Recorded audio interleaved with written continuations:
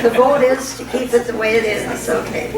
I think there's places to sit for hot and cold in this room. I haven't found the right ones yet. But anyway, happy Father's Day to everyone. Michael and I were kind of joking about it this week, that we think Father's Day, Mother's Day, and all these holidays are just an invention by Hallmark to sell more cards. But what do you think? What do you think? We can use it to our advantage, though. We can use it to our advantage today to have a Hallmark moment with our Divine Father. Does that sound all right? And that's all about love, and Hallmark's all about love. I think I shared with you once before when I was in Kansas City in ministerial school, we all went downtown where the Hallmark headquarters is. And it was really cool because they have these booths that you can go into, and every booth shows about 2 or 3 of the commercials. And you know how Hallmark commercials are. We come out of each booth sobbing and crying, going into the den. So it's all about love. Of course, that's the syrupy, sentimental kind of love. And the Divine Father goes much deeper than that. And you know, we're in a whole stage of our evolution right now where it gets real confusing because we're evolving in our idea about what God is. So that means our language and our terminology has to evolve with it. And we're in that in-between stage, so we go back and forth. It's no longer always politically correct to call God Father. I mean, we have that whole mother thing going on. And I like unity, where we say Father, Mother, God, we give it some balance. And then we know that God is not a being in the sky, but the underlying presence and power of all. That is love itself. Although in unity we do say that God is both transcendent and immanent. In other words, out there and within. It's both out and within. The one presence, the one power. And that we are in relationship. That's the key word. We're in a relationship with all of it. So the new terminology, is it okay to call God Father? Well, sure, if you understand the meaning of what that means to call God Father. And so we're going to look at that today. And if we start with the Old Testament, where God was a being out there that was very judgmental and demanding and could get angry. And then going to the New Testament, where Jesus said, no, wait, the Father and I are one. Abba, Father, Papa, loving Father. And then our next stage of evolution is, oh, wait a minute, I am that I am. I'm an extension of the Father. I am that. I mean, don't tell anybody, is anybody listening? But some days even I yell up, you know, has somebody up there help me? Especially when I'm watching the news, will somebody up there do something? Help. When I do that, I'm coming from my powerlessness, not from my place of power. When I know the real Divine Father and what that means in me, then I pray from a place of power. The power of divine love in me now goes out into the world to heal and to restore, so that we come from that place of power. I feel like that story about the minister that was telling the child that, you know, God is invisible, but we have to trust this being that we can't see. We have to just trust even though we can't see this being. And the child says, I want a God with arms and legs. You know, we all feel that way, don't we? I want to be able to see there is something out there that can help. And it's so much easier, the old way, to trust in something outside of ourselves than to wake up and know, oh, I have to trust something inside of me. I have to trust my higher being. Wow, what a difference. So Father is about a loving presence, a loving power within us that protects us, guides us, provides for us. All the time, 24/7.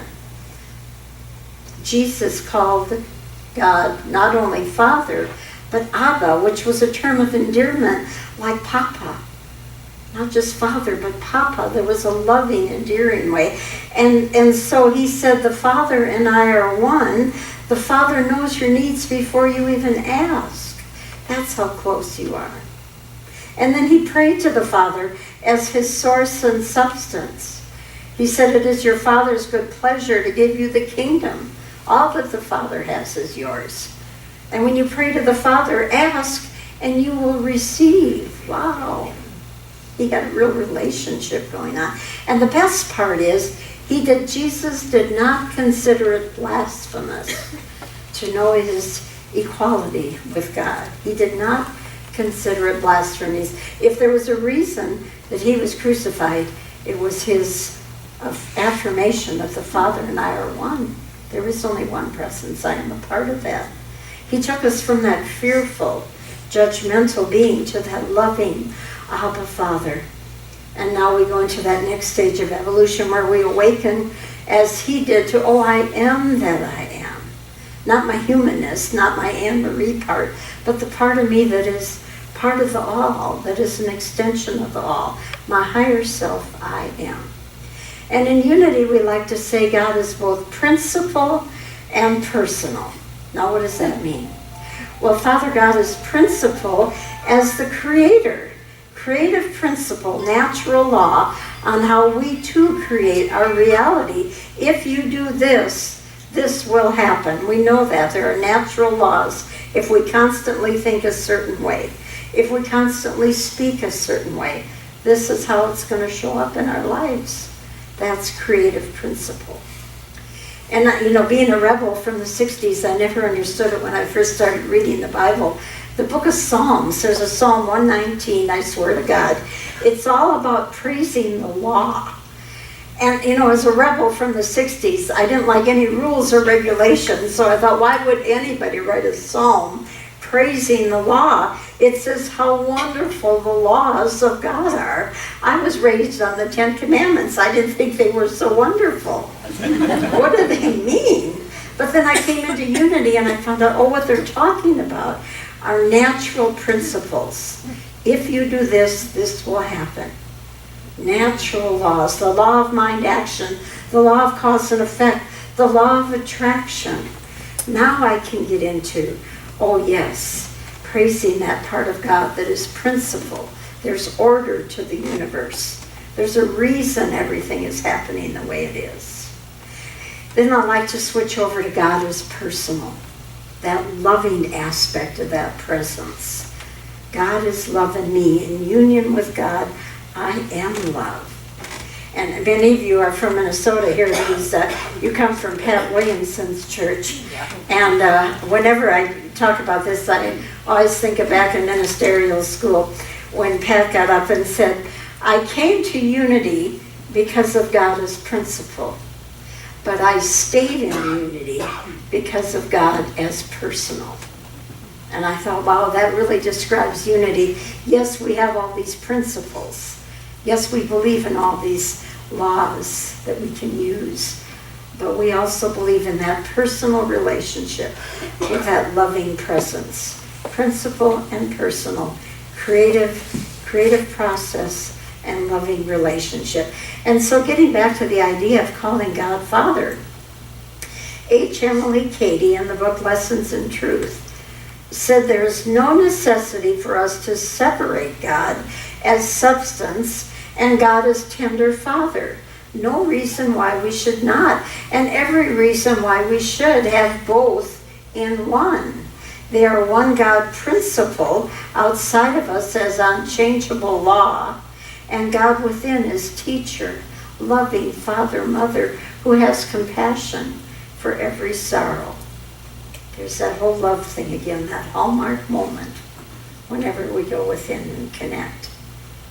So when we call God Father, how we remember our earthly father is how we view the divine Father. If you had an abusive father, then calling God Father might not be the best idea if you associate that with an angry, judgmental being. I had an emotionally distant father. He was always there, but he was emotionally distant. So it was a long time before I could think of Father God as that loving presence. I compare that to Michael, who is the father, of Coyote, and what a loving father he was, always there for Coyote. A whole nother vision that you have then of what God as Father is.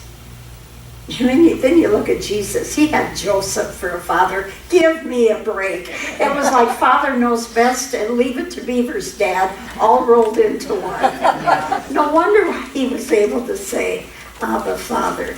No wonder why he was able to say Papa to God. He came from that loving relationship with his Father. It couldn't have been any other way. So if it's true that we choose our parents, and I do believe we chose our parents, then I probably chose to come into parents where the father was a wonderful man, but emotionally distant, so that I, in my own evolution, would be forced to tap into my own inner power. I couldn't rely on that outer presence. I had to tap into my own. So it makes total sense that I would have chosen that to discover the power within myself. If I had a perfect father, I might not have been that strong. And like the prodigal son, I had to find my way back to my divine Father's house, to that inner connection with, oh, I am that I am. I am that I am. I am the cause. I am the power of love to heal. I am the power of love to prosper. I am the power of love to be guided in every moment. Reverend Eric Butterworth used to say, God is not a being loving you, God is love itself. God is not a wise being, God is wisdom in you. God is not a being giving you strength, God is the strength in you. So here's where the rubber meets the road. It's all about relationship and how you view that relationship, how you feel it inside of you. And any relationship, you're all in relationships, right? Any relationship needs nurturing. You know what happens if you're in a relationship and you don't nurture it. So this week I double dog dare you. Commune with the Father in meditation. Commune with that aspect of the divine. Call forth the power of the Father through prayer, through speaking the word. Live in that full realization of your union with the Father. I am the cause of my life. And then act on those spiritual promptings rather than the ego's reactions. What are the spiritual promptings? And then finally we have to trust that relationship. Oh, that's a big one. We really have to trust that relationship of the Divine Father. So now I can see God, not so much as a father, but a power in me, a loving power that I can count on. The other thing I thought of this week, I don't know about you, but I was raised with give God the glory. I was raised that if something wonderful happened, thank God for it. And when people praise you, oh, it's God, I give God the glory. Even if you compliment me today, I'll probably say, oh, it was just spirit. It wasn't me, it was God. It's almost I almost feel like it's an arrogant, to accept that compliment. Because, oh no, it's God, it couldn't be me. And I was raised with that, and it's almost like a superstition. If I don't give God the glory, maybe that'll be taken away from me, You got to give God the glory. But Anne Marie is that aspect of God. Not all of God, but all of God is in me, just like all of God is in you. So I am the cause of my life. Oh, that's one you don't want to have to say, but we are. I am the cause of my life, the good, the bad, and the ugly. And once I come to that responsibility, then I can know united with the Father or united with God by whatever name you call that presence. I am the cause, and that old language of the separated state can go away in the new language can come forth. I am the cause. And if that feels blasphemous, then go back to Jesus, who did not consider it blasphemous to be equal with God. And the 12 powers that came forth when he called forth the 12 apostles were all the aspects of the Father coming forth in him. The faith and strength are in me. The wisdom and the love are in me. The imagination and the understanding are in me. Divine order and zeal are in me. My will and God's will are one. Well, there we go, the will of God. That's been given a bum rap. I grew up again in the 60s where nobody wanted to do your father's will. You wanted to go out on your own. You didn't want to go into the family business. You wanted to do your own. So that whole idea of God's will was rebellious to us. Eric Butterworth said, the will of God in you is the pent-up energy of your own divinity that is seeking releasement and fulfillment in your manifest life. Wow. I'm going to say that again. The will of God in you is the pent-up energy of your own divinity that seeks releasement and fulfillment in your manifest life. Wow. I don't know about you, but I want some of that pent-up energy, don't you? I want some of that. God's will and mine are one. So again, I double dog dare you this week. Call on the Father as a higher aspect of yourself. Meditate on the Father as a higher aspect of yourself. Know your union with the Father as love in you.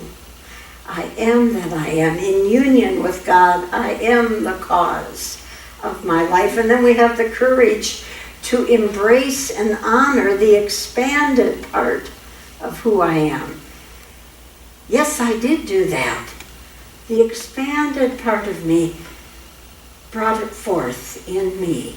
I am the cause. And then send yourself a Hallmark card. It's Father's Day. Get yourself a Father's Day card and send it to yourself. Let's take that into prayer. God, we honor that aspect of the Father. We honor the aspect of the Mother. It is all one. And that power within ourselves that is so loving. We know we are the beloved. And we honor that today, calling it forth in and through our lives, in and through our consciousness, that we might allow that pent-up energy to be released, to allow the expansion of our soul, until there is only one presence, one power, and we are a part of it, and we are one with it, and we are the cause of our lives. We say thank you, Father, Mother, God, in the nature of the Christ, and so it is. Amen.